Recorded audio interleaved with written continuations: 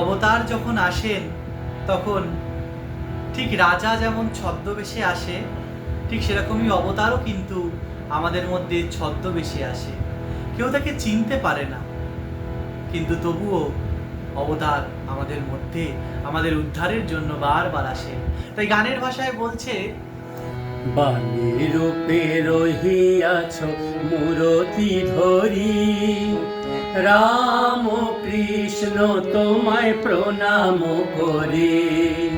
বাণী রূপে রহিয়াছ মূরতি ধরি, রাম কৃষ্ণ তোমায় প্রণাম করি।